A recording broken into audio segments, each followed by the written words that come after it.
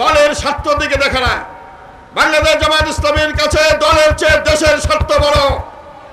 দেশ এবং গণতন্ত্রের স্বার্থে আমরা বারবার আন্দোলন করেছি, জুলুম নির্যাতন সহ্য করেছি।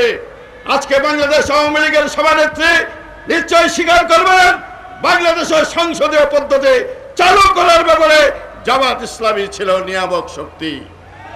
আজকে আমি এই কথার জন্য বলছি, আজকে বর্তমান সরকারের আচরণের কারণে বহুদিনের গণতন্ত্র হুমকির সম্মুখীন হয়ে পড়েছে।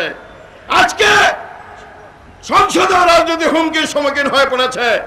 মাননীয় বিরোধী দলের কে সামনে রেখে প্রধানমন্ত্রী সংসদ নেতা বলেছিলেন, বিরোধী দলের আকার দেখে আমরা তার সাথে ব্যবহার করব না, বিরোধী দলকে বিরোধী দলের মতমর্যাদা আমরা দেব। কিন্তু 4.5 মাসে আমরা দেখলাম এই কথা তিনি রক্ষা করতে পারেন নাই, যে কোনো কারণে হোক। যার ফলে আজকে বাংলাদেশের জনগণ উদ্বিগ্ন এবং চিন্তিত এদেশের গণতন্ত্রের ভবিষ্যৎ নিয়ে, এদেশের সংসদীয় গণতন্ত্রের ভবিষ্যৎ নিয়ে। আর তার পাশাপাশি আমাদের নেতা বলবেন, আমাদের এখানে এমন কিছু সমস্যা এসে চেপে বসছে যা সমাধান করার দায়িত্ব নির্বাচিত বলে পরিচিত এই সরকারের। আমি এখানে স্পষ্ট এই কথা বলে আমার বক্তব্য শেষ করতে চাই। বাংলাদেশের গণতন্ত্র রক্ষার ব্যাপারে, বাংলাদেশের সংসদীয় গণতন্ত্রকে দৃঢ় ভিত্তির উপর দাঁড় করানোর ব্যাপারে, আগ্রাসী শক্তি মোকাবেলা করার ব্যাপারে যদি বর্তমান সরকার যথাযথ ভূমিকা পালন না করে, বাংলাদেশের জনগণ জনতা ঐক্য করে তুলে আন্দোলন করে তুলবে এবং দেশে গণতন্ত্র এবং দেশে আপনার স্বাধীনতা সার্বভৌমত্ব থেকে নিশ্চিত করবে।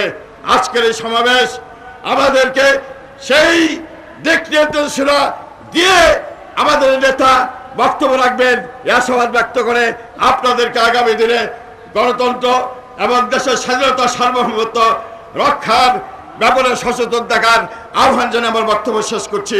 আল্লাহ হাফেজ। বাংলাদেশ জিন্দাবাদ, বাংলাদেশ জামায়াত ইসলামী জিন্দাবাদ। আসসালামু আলাইকুম। সমাবেশের বিশেষ অতিথি বাংলাদেশ জামায়াত ইসলামীর নায়েবে আমির জনাব মকবুল আহমদ বলেন, 3-4 মাসেই তারা যে ডিজিটাল বাংলাদেশের কথা বলেছে, আমরা দেখলাম মহা সমাবেশ আকারে তারা মহা দখলের উৎসব করেছে। টেন্ডার, চাঁদাবাজি, তাদের ছেলেরা, সোনার ছেলেরা যা শুরু করেছে তা আমরা দেখলাম। মেডিকেলে তারা নিজেদের ছাত্রনেতাকে হত্যা করেছে। আর সম্মানিত প্রধানমন্ত্রী বলেছেন ছাত্র দল এবং শিবিরের লোকেরা ভিতরে ঢুকি তাকে মেরেছে। যখন ভিতরে ঢুকেছে তখন তারা কোথায় ছিলেন? এটা একটা হাস্যাস্কর ব্যাপার। অবশ্য তিনি রাগে বনবাসে গিয়েছেন, মানে পদত্যাগ করেছেন, তাদের আর গার্জিয়ানশিপ দিবেন না। তো এখন তাদেরকে কার কাছে রেখে গিয়েছেন? তারা এখন তাদের খেলা দেখাচ্ছে। আমরা জাতি এখান থেকে আমরা বাঁচতে চাই, এই খেলা আমরা দেখতে চাই না। প্রিয় ভাইরা আমার, এরপরে ইসলামের বিরুদ্ধে আইন করবে না বলেছেন, আমরা তো খুশি হয়েছি, বিরোধী কিছু বলবে না। তাদের তো উচিত ছিল ইসলামের পক্ষে আইন করবে বলার, বিরুদ্ধে তো প্রশ্নই নাই। এখন তারা নির্বাচিত হয়ে বলল যে এখন তারা মাদ্রাসায় জঙ্গি আবিষ্কার করছে, আর 1ম শ্রেণী থেকে 8ম শ্রেণী পর্যন্ত সেকুলার এডুকেশন করবে, সাম্প্রদায়িক কোনো সমাজ যেন না থাকে। আল্লাহ রসুলের কথা, ইসলামের কথা, ইমানের আলোকে চরিত্রবান লোক তৈরির কথা, এটা যদি সাম্প্রদায়িক হয় তা আপনারা কি চালু করবেন?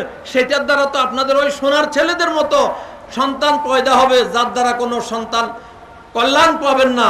শেখ মুজিবুর রহমান সাহেব যাদের জ্বালায় জ্বলেছে, আপনারা তার চেয়ে বেশি জ্বালায় জ্বলবেন।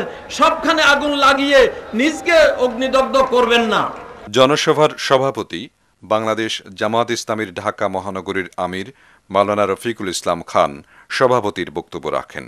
আমি সংগ্রামী ঢাকা মহানগরীর সংগ্রামী জনতাকে মহানগরী জামাতের পক্ষ থেকে আন্তরিক মোবারকবাদ জানাচ্ছি।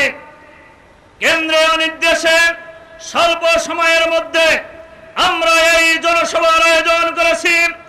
আমরা কেন্দ্রীয় নেতৃবৃন্দকে আশ্বস্ত করেছিলাম ঢাকা মহানগরীর জনগণকে নিয়ে এই জনসভা বিশাল জনসভাতে পরিণত হবে।